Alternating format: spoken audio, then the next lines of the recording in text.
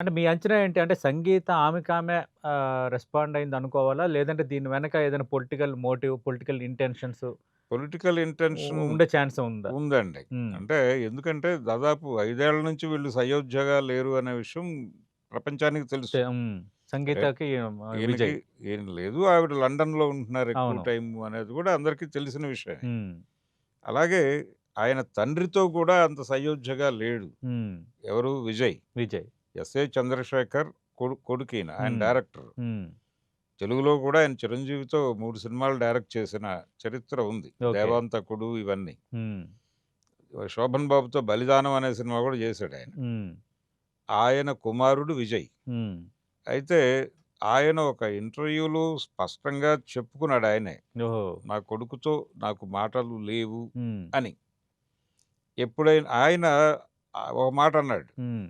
నా కోడలు నా కొడుకుని సరిదిద్దుతుందని అనుకుంటున్నాను అని. ఓకే. ఏది ఈ మధ్య కాలంలో. హ్మ్. అంటే ఆ విషయంలో తండ్రి, హ్మ్. భార్య ఇద్దరు ఒకే అభిప్రాయంతో ఉన్నారు. కొడుకు ఉన్నారు. సరిగ్గా లేడు, విజయ్ సరిగ్గా లేడని. లేడని. హ్మ్. సరే, అదొక కుటుంబపరమైనటువంటి వ్యవహారం. అవును. కానీ అదొక రకమైన కుటుంబ కథా చిత్రం అది. కుటుంబ కథా చిత్రం. ఓకే. అయితే ఈవిడ కోర్ట్‌కి వెళ్ళటం. హ్మ్. ఇప్పుడు వెళ్ళటం. హ్మ్. ఏది? ఎన్నికల ముంగిట. ఎన్నికల ముంగిట ఇతను రాజకీయ పార్టీ పెట్టిన తర్వాత దీన్ని ఇష్యూ చేయటం. హ్మ్. వెనకాల డెఫినెట్‌గా పొలిటికల్ ఇన్‌ఫ్లూయెన్స్ ఉంది అనేది అర్థమవుతోంది. హ్మ్. అంటే కాంగ్రెస్ పార్టీ కూడా పావులు కదుపుతోందక్కడ. ఓకే. కాంగ్రెస్ పార్టీకి కొంత కంపారిటివ్‌గా బీజేపీతో పోలిస్తే హ్మ్. కొంత బలమైన క్యాడర్ ఉందక్కడ. అవును. ఎక్కడ? తమిళనాడులో. హ్మ్. అంటే చిదంబరం, అవును. దాని తాలూకా కొంచెం స్ట్రాంగ్ కంటిన్యూషను, లీడర్స్ కూడా ఉన్నారు. లెగసీ లీడర్‌షిప్ ఉందక్కడ. ఉంది. హ్మ్. చిదంబరం కొడుకు గూడా రాజకీయాల్లో అవును. ఉన్నాడు కార్తీ బలంగానే. చిదంబరం. హ్మ్.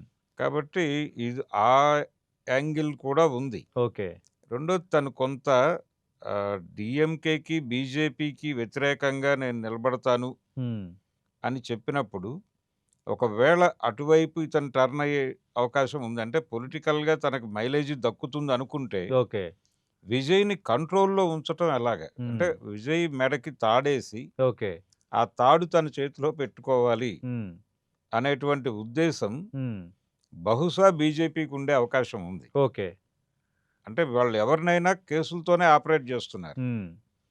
ఈ కేసులు, గందరగోళాలతో ఆపరేట్ చేయటము, ఇమేజ్‌తో ఆడుకోవటం, ఓకే.